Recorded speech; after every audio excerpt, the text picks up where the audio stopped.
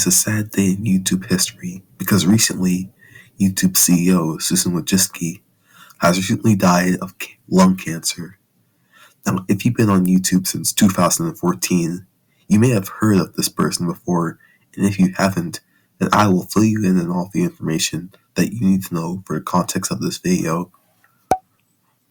YouTube is a video sharing website that was made in 2005, and the people who were responsible for creating it are Chad Hurley, Steve Chen, and Jawed Karim, who worked at PayPal prior to creating the website. YouTube was initially going to be a dating website where people can watch videos from their ideal soulmate. This idea didn't work out, so it was scrapped to become an overall video sharing website. And that's when the website's popularity grew. Videos were shared all over the website, and the website became very popular over time, with videos and channels garnering millions and millions of subscribers. Eventually, the website changed over time, within the design, the kind of videos being made, and how people perceived the website. Until 2014, when Susan Wojcicki, who was Senior Vice President of Ad Products at Google, became the official CEO of YouTube. And since then, the platform hasn't been the same since. And I'm going to tell you the entire story from what I know. It all started with COPPA. The whole reason as to why COPPA even came in the first place was a thing called ElsaGate, and the whole entire idea was to take characters from popular media and put them into entirely new scenarios that were less family friendly than the situations that they would normally be in, taking them out of their original context and putting them in entirely new scenarios. And the scenarios that they were in were not family friendly and had fetishic undertones. That would be what these videos would be known for, essentially. They would be used to trick kids into thinking that the videos and channels were safe for them to watch, but immediately show unsafe things in their videos. Kids weren't supposed to be watching these, but they made up most of the target audience for these channels, and they eventually made their way into YouTube Kids and garnered millions of views.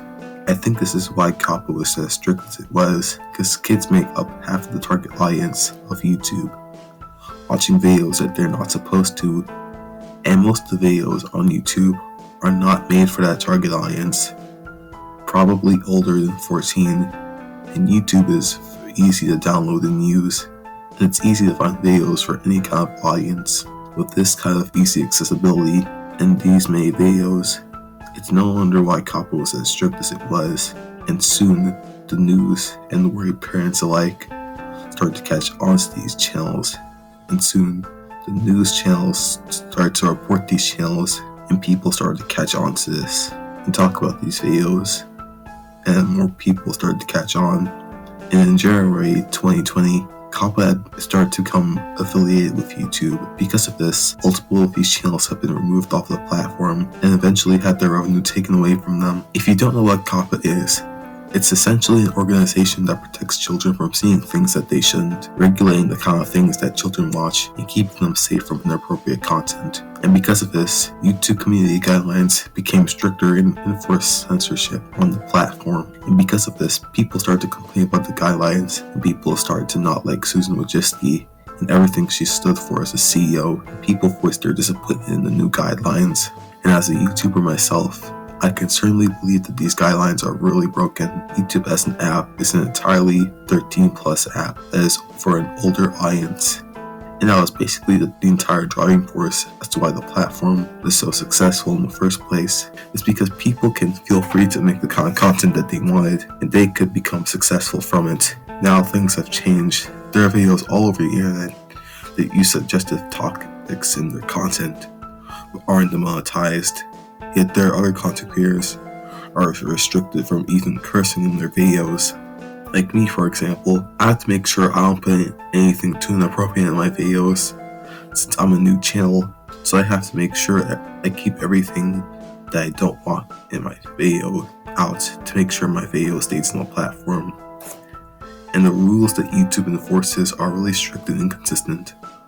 Like I said before, there are other channels that make inappropriate content, but are still making videos on their channels. Yet other channels who make better content are consistently being monitored and censoring their creativity. And there are a lot of comments on videos with Susan Wojcicki in them that are negative. In fact, I'll show you some. This is a video about Susan Wojcicki leaving YouTube, and these are the comments. She's the best example of someone who got the good job but doesn't deserve it. Guys, stop with all the hate comments. I can't like them all. Worst thing to ever happen to YouTube. The world can agree on two things. Keanu Reeves is breathtaking. Susan is suffocating. Tyrant. Thanks for ruining YouTube. Please resign, Susan. You're destroying YouTube. All these comments are really negative. I do believe that this hate could have been avoided. Now, Susan was a mother of a lot of children, and being a CEO can be a hard job, but being a CEO of one of the biggest video sharing websites on the internet, there will be a lot of people who can voice their problems with the website that she owned at the time. She at least saw one of the videos and comments talking about how broken the guidelines are. There are a lot of them. She could have at least saw one of them. Either she could have and not cared, or she hasn't, which are two possibilities that could have happened.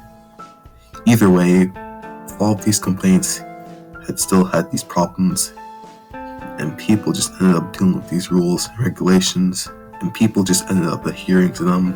This also happened because advertisers give half the money to both YouTube and content creators, and videos within the Wojcicki genre were not a good look for YouTube and the advertisers. YouTube would soon remove dislikes on videos, and more people started to complain about it even more. On February 16, 2023, Susan left YouTube after 9 years of being the CEO, and to be honest, I kind of think it's a good thing. Even though half the things that she did weren't her fault, it was clear that from the start that she wasn't made out for the job. With her confusing rules and her constant need for censorship, it's no wonder why people were complaining about the unfair restrictions. On February 13th, around 4 p.m., Susan Wojcicki's son, Marco Tropper, died of an overuse of illegal substances in his own dorm room at 19 years old. This was something big that happened. For people who knew anything about Susan, you know that she was a mother of a big family, and knowing this, it must have been sad to hear that one of her sons had died, but there were still people being disrespectful towards Susan, holding her accountable for her actions. And now we're at today, where we know now that Susan Wojcicki had died from lung cancer at age 56. Susan had this disease for over 2 years, and this is my opinion. No matter how much you hate a person for their ideas and what they stood for, celebrating their death won't help with the situation. Sure, Susan was a terrible CEO and did not know how to run the company she was in charge in, but adding more negativity on an already bad situation isn't going to make things better. You can think about the situation any way you want to, but you at least have to be respectful towards people who are actually affected by this scenario. You have to at least understand how people feel about the situation. Here's another video about Susan Wojcicki. Here are the comments. She was banned for community guidelines violations.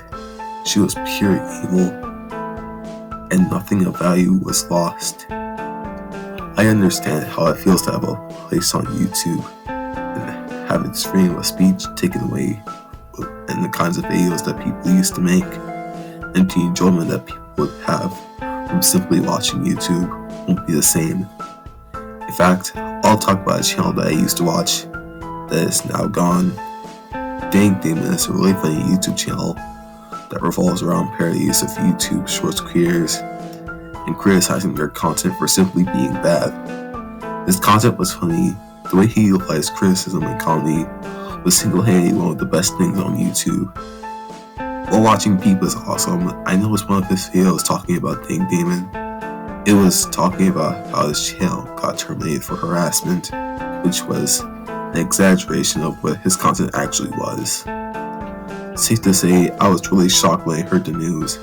I really like Dang Damon, the content that he makes. I was devastated to hear the news. I got angry that somebody at YouTube decided to terminate his channel. It's really sad and devastating. In fact, multiple YouTubers who used to be on this platform, and because of Elsagate, and because of Kappa, and because of Susan, now all of that is gone now. With that being said, we do have a new CEO, and that makes me wonder what will be the future of YouTube. What is going to happen in the future? Will all of these guidelines change, or will everything stay the same? What's going to change? Well, either way, I hope you enjoyed this video. If you liked it, please like and subscribe. With all that, I'll see you next time. Goodbye.